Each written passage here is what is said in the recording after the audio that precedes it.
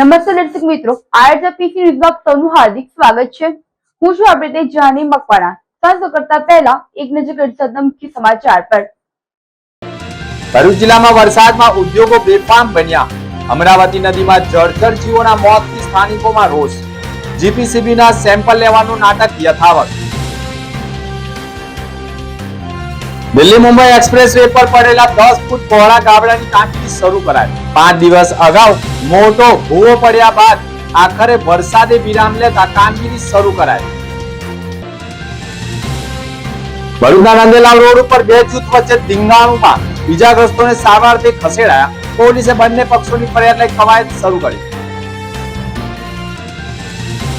ભરૂચના station road પર રખડતા પશુની અડફેટે બાઇક ચાલકનું મોત।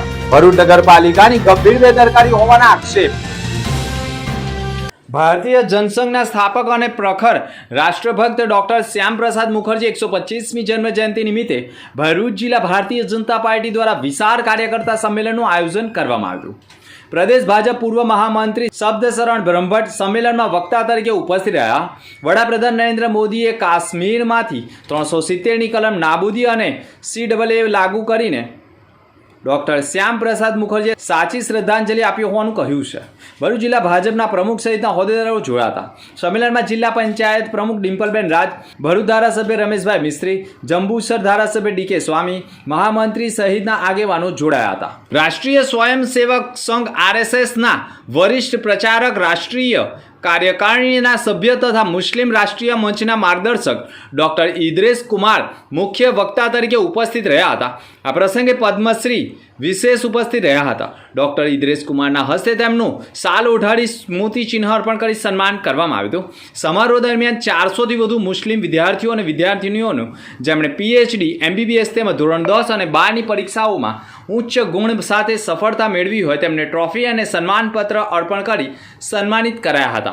ભરૂચ શહેરના કાલુપીર, ટકિયા, ધાનવાડી વિસ્તારમાં રહેણાંક વિસ્તારો વચ્ચે ગેરકાયદેસર રીતે ઘરેલું LPG ગેસ સિલિન્ડરનું રિફિલિંગ કરવામાં આવતું હોવાનો પર્દાફાશ SOG પોલીસે કર્યો છે। આ જોખમી પ્રવૃત્તિને કારણે આસપાસના લોકોના જીવ પણ જોખમમાં મુકાય તેવી સ્થિતિ હતી, જેના કારણે પોલીસે તાત્કાલિક ઘટના સ્થળ ઉપર કાર્યવાહી કરી આરોપીની ધરપકડ કરી 3,63,846નો મુદ્દામાલ જપ્ત કર્યો છે। ભરૂચ SOG પોલીસ મથકના PI AV પાણમિયાની ટીમે પેટ્રોલિંગમાં હતી તે દરમિયાન બાતમી મળી હતી કે કાલુપીર, ટકિયા, ધાનવાડી વિસ્તારમાં દરોડા પાડવામાં આવ્યા હતા।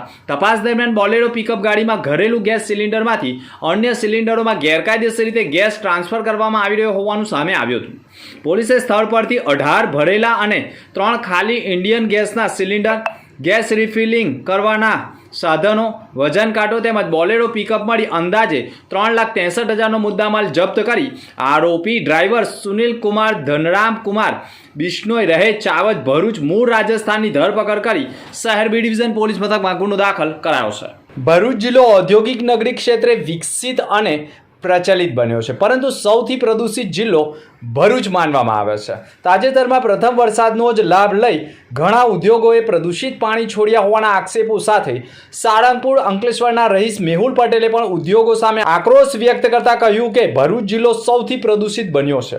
હાલમાં વરસેલા વરસાદમાં વરસાદી પાણી પીળું, લાલ અને ગ્રીન લીલું બન્યું છે। તેના ઉપરથી પ્રથમ દ્રષ્ટિએ એવું ફલિત થાય છે કે ઘણા બેજવાબદાર અંકલેશ્વરના ઉદ્યોગોમાંથી પ્રદૂષિત પાણી ટ્રીટમેન્ટ કર્યા વિના છોડી દેવામાં આવ્યું હોય, જેના કારણે અમરાવતી નદીમાં વરસાદી પાણીના કારણે માછલાઓના મોત થયા હોય, આમલા ખાડીમાં પણ પ્રદૂષિત પાણી આવતું હોય, જેના કારણે જળચર જીવોના મોત થતા હોય અને આ બાબતની જ્યારે સ્થાનિકો GPCBને જાણ કરે તો માત્ર પાણીના સેમ્પલ નમૂના લઈ તપાસ અર્થે મોકલ્યા હોવાનું રટણ કરતા હોય, પરંતુ પાણીના લીધેલા સેમ્પલમાં કઈ કંપનીનું સામે આવ્યું તે બાબતે આજ દિન સુધી સ્થાનિક રહીશો કે મીડિયા સમક્ષ જાહેર કરી શકતા નથી, જેથી ઉદ્યોગો પણ બેફામ બની પ્રદૂષિત પાણી જાહેરમાં છોડી રહ્યા હોવાનો આક્ષેપ ગ્રામજનો કરી રહ્યા છે। ભરૂચ જિલ્લાના અંકલેશ્વર, પાનોલી, ઝઘડિયા, વાગરા, વિલાયત, ભરૂચ, દહેજ, પાલેજ સહિતની વિવિધ GIDCઓમાં હજારો ઉદ્યોગો કાર્યરત છે અને આ ઉદ્યોગોમાંથી નીકળતું પ્રદૂષિત પાણી નિકાલ કરવા માટે ઉદ્યોગોના ટ્રીટમેન્ટ પ્લાન્ટ કાર્યરત છે, તેનો રેકોર્ડ GPCB પાસે ખરો। અંકલેશ્વરના સી પમ્પિંગ સ્ટેશન ઘણા ઉદ્યોગોનું પ્રદૂષિત પાણી લાવી પાણી ટ્રીટ કરીને છોડવામાં આવતું હોવાનું નિવેદન અંકલેશ્વર નોટિફાઈડ એરિયાના અધિકારી વાલમજી દેસાઈએ તેમનું કહેવું છે કે વરસાદી પાણીના ઓવરફ્લો થયું છે, પરંતુ પ્રદૂષિત પાણી નથી. અંકલેશ્વર ઇન્ડસ્ટ્રીયલ એસોસિએશનના પૂર્વ પ્રમુખ વિમલ જેઠવાએ પણ નિવેદન આપ્યું. તેમાં તેમનું કહેવું છે કે સી પમ્પિંગ સ્ટેશનમાંથી નીકળતું પાણી વરસાદી પાણી છે અને તેના સેમ્પલ લેવામાં આવે તો પણ કંઈ નીકળવાનું નથી તેમ કહી ઉદ્યોગોને છાવરવાનું કામ કોણ કરે છે તેવા સવાલો હાલ લોકોમાં ઊભા થઈ ગયા છે. આજે સવારે અમને સોશિયલ મીડિયા દ્વારા જાણવા મળ્યું કે સી પમ્પિંગ પાસે આવેલ અમરાવતી ખાડીમાં પાણી કન્ટામિનેટ પાણી જાય છે. પણ ત્યાં અમે સ્થળ મુલાકાત કરતા અમારી જોડે નોટિફાઈડ એરિયા, જીપીસીપી અને બીજી બી એન્વાયરમેન્ટની ટીમ હતી. એ જોતાં અમે પ્રારંભિક ધોરણે અમે એવું જોયું કે ત્યાં આગળ કોઈ એવું કન્ટામિનેટ પાણી ઓવરફ્લો થઈને જતું નથી. જે કંઈ બી પાણી જતું હતું એ વરસાદનું, ફ્લોર વોશનું અને સળંગ જે ગઈકાલે 3 થી 3.5 ઇંચ જે વરસાદ પડ્યો એ પાણી ઓવરફ્લો થઈને જતું હતું અને એ પણ પછી બંધ થઈ ગયું હતું. ભરૂચ જિલ્લાના ઘીકોડિયા નજીક ગતરોજ મોડી રાત્રિએ બનેલી એક કરુણ અકસ્માતની ઘટનાએ સમગ્ર વિસ્તારમાં શોકનો માહોલ સર્જ્યો છે. 27 વર્ષીય ચિરાગ બાબુભાઈ પરમાર મોપેડ પર પસાર થઈ રહ્યો હતો ત્યારે અચાનક જ માર્ગ વચ્ચે ગધેડું આવી જતા તેણે તેને બચાવવાનો પ્રયાસ કર્યો હતો. જો કે આ પ્રયાસ દરમિયાન મોપેડ પરનો કાબુ ગુમાવતા તે માર્ગ ઉપર જ પટકાયો. અકસ્માતની ગંભીરતામાં વધારો ત્યારે થયો જ્યારે રસ્તાની બાજુમાં આવેલી તૂટેલી લોખંડની રેલિંગ સાથે તે જોરદાર અથડાયો. રેલિંગનો ભાગ તેના માથાના ભાગે ઘૂસી જતા તેને ગંભીર ઇજાઓ પહોંચી હતી. સારવાર મળે તે પહેલાં ચિરાગનું કરુણ મોત નીપજ્યું હતું. એક નિર્દોષ પ્રાણીને બચાવવાનો માનવતાભર્યો પ્રયાસ અંતે તેના પોતાના જીવ માટે જીવલેણ સાબિત થયો. યુવાનના અકાળ અવસાનથી પરિવાર શોકમાં ગરકાવ થયો છે જ્યારે સમગ્ર વિસ્તારમાં પણ આ દુર્ઘટનાએ લોકોને ભાવુક બનાવી દીધા છે. આ મામલે વિપક્ષના સભ્ય જિગ્નેશ બ્રહ્મભટ્ટે પણ કહ્યું હતું કે ગઈકાલે રાત્રે 1:30 થી 2 વાગ્યાની આસપાસ સ્ટેશન રોડ પર રખડતા ગધેડાઓના આતંકને કારણે એક ગંભીર અકસ્માત સર્જાયો હતો. સરસ્વતી ચાલમાં રહેતો ચિરાગ બાબુભાઈ પરમાર નામનો યુવક ગધેડા સાથે અથડાયા બાદ સીધો રોડથી અથડાયો હોય અને તીક્ષ્ણ રેલિંગના ભટકાતા તેનું ઘટના સ્થળે જ કરુણ મોત નીપજ્યું હતું. અગાઉ પણ નગરપાલિકામાં રખડતા પશુઓ પકડવા માટે વારંવાર રજૂઆતો કરી છે. તંત્રએ માત્ર શ્વાનો માટે ટીમ બનાવી પણ રસ્તા પર રખડતા ગધેડા કે ભૂંડ માટે કોઈ વ્યવસ્થા કરી નથી. ચીફ ઓફિસર અને પાલિકા તંત્ર સદંતર નિષ્ફળ રહ્યું હોવાનો આક્ષેપ કર્યો છે. ભરૂચ એ ડિવિઝન પોલીસ ઇન્સ્પેક્ટર RM વસાવાના નેતૃત્વમાં શહેર એ ડિવિઝન પોલીસની ટીમ સર્વેલન્સ ટીમમાં તપાસમાં હતી. દાંડિયા બજાર મચ્છી માર્કેટ વિસ્તારમાં મળેલી ચોક્કસ બાતમીના આધારે પોલીસે બ્લુ ટી શર્ટ પહેરેલા એક શખ્સને 18 કિલોગ્રામ શંકાસ્પદ કોપર વાયરના ભંગાર સાથે ઝડપી પાડ્યો હતો.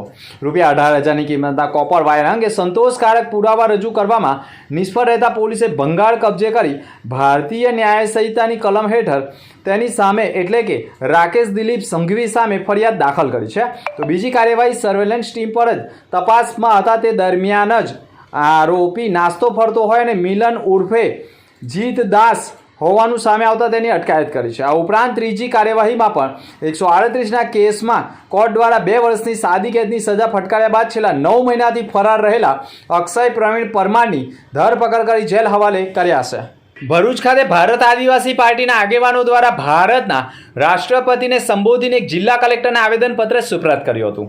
આવેદનપત્રમાં આક્ષેપ કરાયો છે કે ડેડિયાપાડાના ધારાસભ્ય ચૈતર વસાવા સામે વન વિભાગ દ્વારા કરવામાં આવેલી કાર્યવાહી અંગે રજૂઆત કરવાની સાથે અનુસૂચિત જનજાતિ વિસ્તારમાં અમલમાં રહેલા વન કાયદાઓની સમીક્ષા કરવાની માંગ કરવામાં આવી છે. આવેદનપત્રમાં આક્ષેપ કરાયો છે કે અનુસૂચિત વિસ્તારોમાં વસતા આદિવાસી સમાજના જમીન અને જંગલ પરના પરંપરાગત અધિકારોનું બંધારણીય જોગવાઈઓ મુજબ રક્ષણ સુનિશ્ચિત થવું જોઈએ તેમજ વન અધિકાર અધિનિયમ 2006 સહિત સંબંધિત વન કાયદાઓની સમીક્ષા કરી 5મી અનુસૂચિત હેઠળના વિસ્તારોમાં આદિવાસી સમાજને ન્યાય મળે તે માટે જરૂરી નિર્ણય લેવા રજૂઆત કરવામાં આવશે. આ ઉપરાંત દેશના તમામ રાજ્યપાલોની બેઠક બોલાવી આદિવાસી હિતોના મુદ્દે ચર્ચા કરવામાં આવે તેમજ કેન્દ્ર સરકાર દ્વારા આદિવાસી સમાજના બંધારણીય અધિકારીઓના રક્ષણ માટે અસરકારક પગલાં ભરવામાં આવે તેવી માંગ કરી છે. ભરૂચના નંદેલાવ વિસ્તારમાં અલગ અલગ 2 જૂથ વચ્ચે અથડામણ થઈ હોવાના ચોંકાવનારા વિડીયો સોશિયલ મીડિયા પર વાયરલ થયા છે. એકબીજા ઉપર ધારિયા ડાંગ અને લાકડીઓથી હુમલો કરાયો હોવાનો વિડીયો સોશિયલ મીડિયા પર વાયરલ કરાયો છે.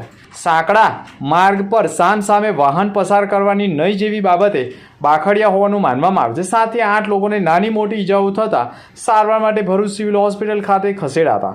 મારામારીના વિડીયો વાયરલ થતાં જ પોલીસે સમગ્ર વાયરલ વિડીયો મુદ્દે તપાસ શરૂ કરી છે. ઈજાગ્રસ્તોને સારવાર અર્થે ખસેડતા તેમના નિવેદન લઈ ફરિયાદ દાખલ કરવાની કવાયત પણ કરાઈ છે.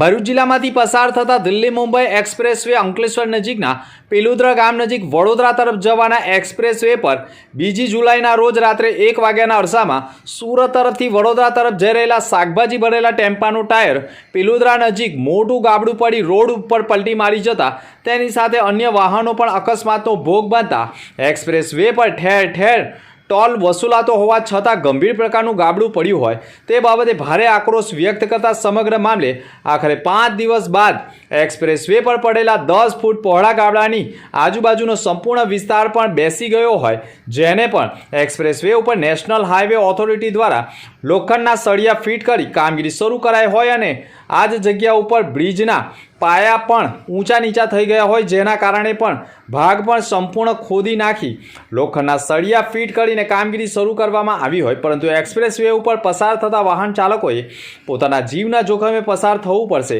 તે નિશ્ચિત હોવાનો પણ આક્ષેપ થઈ રહ્યો છે. જોકે એક્સપ્રેસ વે પર પ્રથમ વરસાદે જ માર્ગ ધોવાઈ જવાના કારણે ઘણી જગ્યાએ ડામર કપચી પણ ઉખડી ગઈ છે.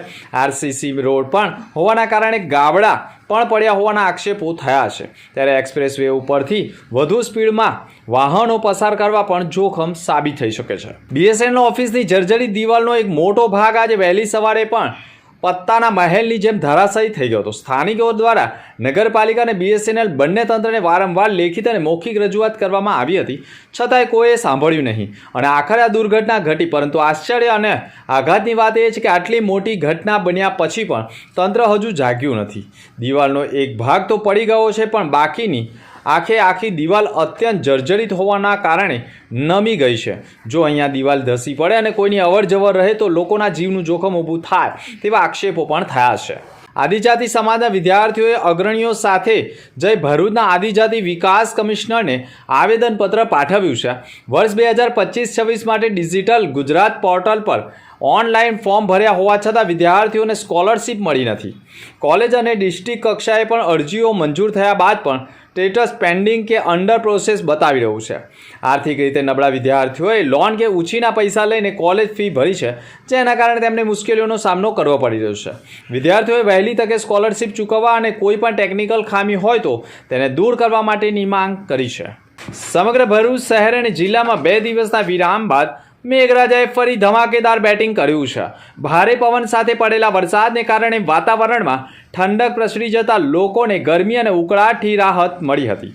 વરસાદના પગલે શહેરના કેટલાય નીચાણવાળા વિસ્તારોમાં પાણી ભરાઈ જતા વાહન ચાલકો અને સ્થાનિકોને હાલાકી પણ પડી રહી છે. જોકે ચોમાસાની આ નવી ઇનિંગ ખેતી માટે પણ આશીર્વાદરૂપ સાબિત થઈ રહી છે. સમયસર અને સારો વરસાદ થતાં વાવણી સહિતની કૃષિ કાર્યોને ગતિ મળી રહી છે. ખેડૂતોનું માનવું છે કે આગામી દિવસોમાં પણ વરસાદનું આવું જોર યથાવત રહેશે તો આ વર્ષે પાકનું સારું ઉત્પાદન થવાની આશાઓ વ્યક્ત કરાય છે. મુખ્ય સમાચાર પર ફરી એક નજર. ભરૂચ જિલ્લામાં વરસાદમાં ઉદ્યોગો બેફામ બન્યા. અમરાવતી નદીમાં જળચર જીવોના મોતથી સ્થાનિકોમાં રોષ.